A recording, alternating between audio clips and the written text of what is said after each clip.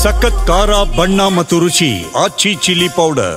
ಇನ್ನು ಬಿಹಾರ ವಿಧಾನಸಭಾ ಚುನಾವಣೆಯಲ್ಲಿ ಆರ್ಜೆಡಿ ಹೀನಾಯವಾಗಿ ನೆಲಕಚ್ಚಿದೆ. ಒಂದೆಡೆ ಎನ್ಡಿಎ ಡಬಲ್ ಸೆಂಚುರಿಯೊಂದಿಗೆ ಸರ್ಕಾರ ರಚನೆಗೆ ತಯಾರಿ ನಡೆಸ್ತಾ ಇದ್ರೆ ಆರ್ಜೆಡಿ ಪಕ್ಷದ ಸೋಲು ಲಾಲು ಪ್ರಸಾದ್ ಯಾದವ್ ಕುಟುಂಬದಲ್ಲೇ ಕಂಪನ ಎಬ್ಬಿಸಿದೆ.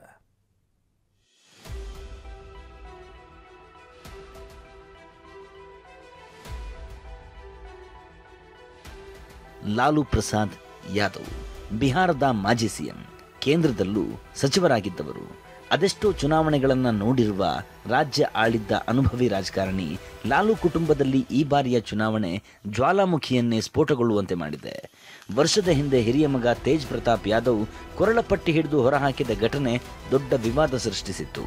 ಇದೀಗ ಅದೇ ಸ್ಥಿತಿ ಲಾಲು ಪುತ್ರಿ ರೋಹಿಣಿಗೂ ಎದುರಾಗಿದೆ.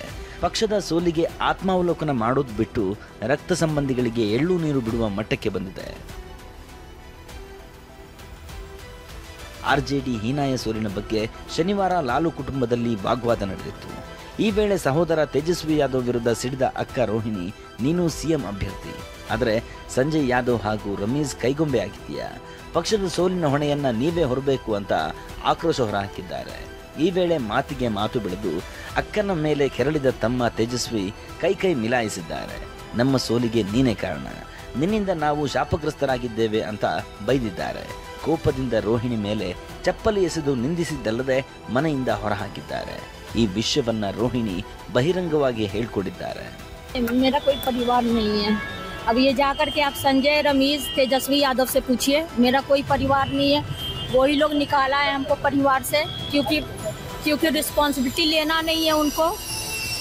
पूरा दुनिया बोल रहा है जो चाणक्य बनेगा तो चाणक्य से आप सवाल पूछिएगा. जब कार्यकर्ता चाणक्य से सवाल कर रहा है, पूरा देश दुनिया सवाल कर रहा है कि पार्टी का ये ऐसा हाल क्यों हुआ. अब जब संजय और रमीज इन लोग का नाम लीजिए तो आपको घर से निकाल दिया जाएगा, आपको बदनाम किया जाएगा, आपको गाली दिलवाया जाएगा, आपके ऊपर चप्पल उठा करके मारा जाएगा. ಇದಿಷ್ಟೇ ಅಲ್ಲ, ಸಹೋದರನ ವಿರುದ್ಧ ಬೆಂಕಿಯ ಮಳೆ ಸುರಿಸಿರುವ ರೋಹಿಣಿ ಸಾಲು ಸಾಲು ಟ್ವೀಟ್ಗಳ ಮೂಲಕ ಆಕ್ರೋಶ ಹೊರಹಾಕಿದ್ದಾರೆ. ಇನ್ನು ತಮ್ಮನ ವರ್ತನೆಗೆ ಬೇಸತ್ತು ಸಹೋದರಿಯರಾದ ರಾಜಲಕ್ಷ್ಮಿ, ರಾಗಿಣಿ ಮತ್ತು ಚಂದಾ ಕೂಡ ರೋಹಿಣಿಯಂತೆ ಮನೆ ತೊರೆದಿದ್ದಾರೆ. ಹೀಗೆ ಲಾಲು ಪ್ರಸಾದ್ ಮನೆ ಒಂದು ಚುನಾವಣೆ ಫಲಿತಾಂಶದಿಂದ ಒಡೆದೇ ಹೋದಂತಾಗಿದೆ. ಒಂದೆಡೆ ವಿಪಕ್ಷಗಳಲ್ಲಿ ಸೋಲಿನ ಜಗಳ ತಾರಕಕ್ಕೇರಿದ್ರೆ ಸರ್ಕಾರ ರಚನೆ ಮಾಡಿ ನಿತೀಶ್ ಕುಮಾರ್ಗೆ ಪಟ್ಟಾಭಿಷೇಕ ಮಾಡಲು ಎನ್ಡಿಎ ಭರದ ಸಿದ್ಧತೆ ಮಾಡಿಕೊಳ್ತಿದೆ. ನಿತೀಶ್ ಕುಮಾರ್ಗೆ 10ನೇ ಬಾರಿ ಸಿಎಂ ಪಟ್ಟ. ಇಂದು ಸಚಿವ ಸಂಪುಟ ರಚನೆ ಬಗ್ಗೆ ಮಹತ್ವದ ಸಭೆ. ಪ್ರಚಂಡ ಬಹುಮತದೊಂದಿಗೆ ಎನ್ಡಿಎ ಒಕ್ಕೂಟ ಬಿಹಾರದಲ್ಲಿ ಜಯಭೇರಿ ಬಾರಿಸಿದೆ. ನಿತೀಶ್ ಕುಮಾರ್ 10ನೇ ಬಾರಿ ಸಿಎಂ ಆಗಿ ಗದ್ದುಗೆ ಏರುವ ತವಕದಲ್ಲಿದ್ದಾರೆ. ನವೆಂಬರ್ 19 ಅಥವಾ 20ರಂದು ಸಿಎಂ ಆಗಿ ಪ್ರಮಾಣ ವಚನ ಸ್ವೀಕರಿಸಲಿದ್ದಾರೆ. ಅಂದು ಪ್ರಧಾನಿ ಮೋದಿಯು ನಿತೀಶ್ ಪಟ್ಟಾಭಿಷೇಕಕ್ಕೆ ಸಾಕ್ಷಿಯಾಗಲಿದ್ದಾರೆ. ಸದ್ಯ ಬಿಹಾರ ರಾಜಧಾನಿ ಪಾಟ್ನಾ ಪವರ್ ಹೌಸ್ನಂತಾಗಿದ್ದು ಸರ್ಕಾರ ರಚನೆ, ಸಂಪುಟದ ಬಗ್ಗೆ ಚರ್ಚೆ ನಡೆಯುತ್ತಿದೆ. ಇವತ್ತು ನಿತೀಶ್ ಕುಮಾರ್ ನೇತೃತ್ವದಲ್ಲಿ ಸಚಿವ ಸಂಪುಟ ರಚನೆ ಬಗ್ಗೆ ಸಭೆ ನಡೆಯಲಿದೆ. ಸಂಪುಟ ರಚನೆಗೆ ಹೊಸ ಫಾರ್ಮುಲಾ ರೆಡಿ ಮಾಡಲಾಗಿದೆ. ಪ್ರತಿ 6 ಮಂದಿ ಶಾಸಕರ ಪೈಕಿ ಒಬ್ಬರಿಗೆ ಮಂತ್ರಿ ಸ್ಥಾನ ಸಿಗುವ ಸಾಧ್ಯತೆ ಇದೆ. ಅತಿದೊಡ್ಡ ಪಕ್ಷವಾಗಿ ಹೊರಹೊಮ್ಮಿರುವ ಬಿಜೆಪಿಯ 14ರಿಂದ 16 ಶಾಸಕರಿಗೆ ಮಂತ್ರಿ ಆಗುವ ಅವಕಾಶ ಸಿಗಲಿದೆ.